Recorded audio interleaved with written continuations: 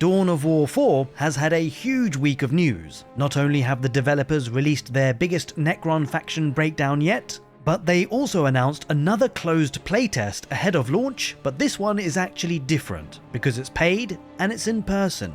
We'll cover the news about the playtest a little later in the video, but let's take a look first at everything in this new developer blog reveal. After reading through the latest blog post, I genuinely can't wait to give the Necrons a go. They look like they've been designed so that they get stronger the longer the battle goes on, from an economy that expands across the map to free unit resurrection and multiple forms of teleportation. This looks like a faction that slowly snowballs into an unstoppable force if you don't deal with it early. So we've already seen a lot of Necron gameplay over the last few weeks, but this latest blog answers a few questions that were still left open. But essentially, everything starts with the Tomb Citadel, which acts as both your headquarters and a primary production structure for your army. As you upgrade it, your army grows around it, creating the foundation for everything the Necrons do throughout the match. Now, the Necron expansion revolves around something called the Power Matrix, and in fact, many Necron buildings can only be placed on existing Power Matrix territory.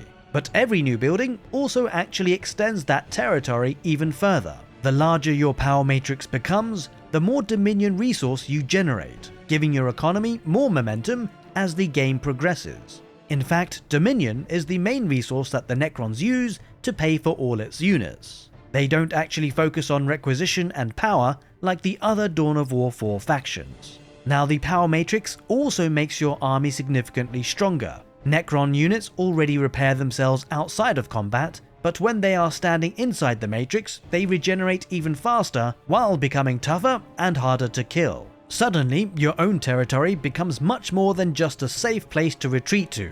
In fact, it becomes an area where your entire army performs at a higher level. So this creates an interesting dynamic because the longer that the Necrons are allowed to establish themselves, the harder they become to push back. Every new building expands the Matrix, every expansion strengthens the army, and every successful defense makes the next attack even more difficult. The blog also explains in more detail how the resurrection galleries work. They let the Necrons replace destroyed units without having to pay to build them again. Once you've constructed a resurrection gallery, you assign it to a particular unit type, and whenever one of those units is destroyed in battle, another one is created for free. The Necron army basically rebuild themselves and return. Of course though, that level of resilience for Necrons has to come with a trade-off. And King Art Games explains that with only a handful of exceptions, Necron units are deliberately slower than the armies fielded by other factions. They are not designed to rush around the battlefield chasing every engagement. Instead, they advance methodically, secure territory, and slowly overwhelm their opponents through superior durability. It's a very different kind of momentum. Orcs build momentum through constant aggression. The Necrons, though, seemingly build momentum by surviving and building up a big force. The blog also shines a spotlight on one of the smallest units in the roster, the Scarabs. Despite being cheap, they could become one of the faction's most important tactical tools. The Scarabs move much faster than the rest of the Necron army and are designed to rush enemy ranged units, tying them up in melee combat before they can deal significant damage. While the enemy is distracted trying to deal with these swarms, the heavier Necron units have time to close the distance. On the heavier end of the roster though, we get another look at the Deathmarks and the Doomstalker. Deathmarks specialize in eliminating commanders and elite infantry from long range, picking off valuable targets before they can influence the battle. The Doomstalker, meanwhile, acts as one of the faction's primary heavy weapons platforms. Armed with its enormous Doomsday Blaster, it's capable of dealing devastating damage to infantry and vehicles alike from long range. Now, when it comes to mobility though, if they are slower than everyone else, how do they respond when the battle suddenly shifts somewhere else on the map?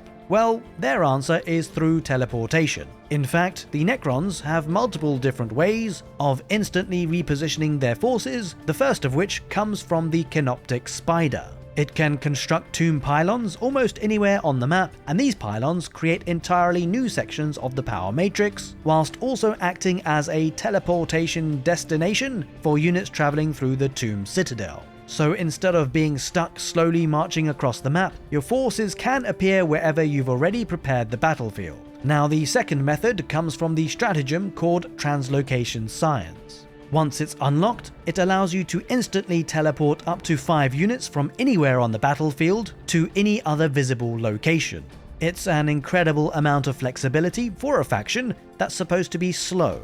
It means you can reinforce threatened positions almost instantly, launch surprise attacks, or completely shift your army from one side of the battlefield to the other. And the final piece of that mobility puzzle is the monolith. We've already seen the monolith in previous gameplay demonstrations, but the blog explains how it functions. It has an eternity gate that becomes an alternative deployment point for reserve units waiting back at your tomb citadel. Teleport the monolith into position behind enemy lines, and fresh reinforcements begin arriving directly onto the front line instead of spending valuable time marching across the map. It's another mechanic that feels incredibly faithful to classic Necron lore, while also solving one of the faction's biggest gameplay weaknesses. Now, the blog also gives us another small teaser for the campaign. The Necrons have intercepted a mysterious signal originating from Cronus, a planet they believed no longer held anything of value. As it turns out though, Cronus is a dormant tomb world containing ancient Necron technology beneath its surface, and that discovery becomes the driving force behind their campaign. We also get to learn a little bit about the faction's 2 playable commanders. Chronomancer Thothmek specializes in manipulating time itself, using powerful abilities to strengthen his own forces while disrupting enemy armies. Armnock, though, couldn't be more different, because he prefers direct combat, leading from the front and tearing through his enemies with brutal aggression. It looks like both commanders will offer very different approaches despite leading the same faction, giving Necron players meaningful choices depending on how they want to play. So overall, this developer blog paints a much clearer picture of how the Necrons are meant to function. They are durable, they are designed around momentum, and they spread the power matrix across the map, strengthen every unit fighting inside it. They can resurrect destroyed troops, and eventually use advanced teleportation technology to strike whenever they are needed. Early in a match, they probably will feel methodical and deliberate, and leave them alone for too long though, they'll probably be capable of becoming one of the most dangerous late-game factions in Dawn of War 4. Now, if you'd like to read the full developer blog yourself and check out all the new screenshots, I'll leave a link to the official post in the video description below. There are plenty of new images and pretty cool details that are well worth taking a look at. Now, going back to the other piece of Dawn of War 4 news though, King Art Games has announced another closed playtest. This one is designed for players in and around the city of Nottingham in the UK. It's a paid playtesting opportunity and it's in person. There are 2 separate playtest sessions available. I'll leave the dates on your screen right now. To take part though, you'd need to be at least 18 years old, not work in the games industry or in games journalism. You'll need to be available for the entire week that you apply for, and the application deadline dates are on your screen right now. Be quick because it's pretty soon. If you are selected, the team will contact you directly through the application platform. So with the game launching on the 17th of September, these in-person playtests are another sign that development is entering its final polishing phase before release. If you are eligible and you're pretty close to the city of Nottingham, it sounds like a pretty cool opportunity to get some hands-on time with Dawn of War 4 before everyone else, and probably help the developers find bugs and give feedback. I'll leave a link to the sign-up form in the video description in case it's something that you can make. So with all that said, I noticed that the commanders for the Necrons look like they are going to be playing very differently from each other, and because of that, I could see people really picking favourites. And on that note, which commander do you think that you'll want to play the most? Thothmek with his time manipulation, or will it be Armnock with his more aggressive and direct playstyle? For me, I think it's got to be Armnock, but honestly, I can't wait to give both a try. As always, if you've enjoyed today's news breakdown, don't forget to give the video a thumbs up and subscribe for more Dawn of War 4 news as we count down to launch. A special shout out to the YouTube channel members and Twitch subscribers. Thanks for watching, take care, and see you next time.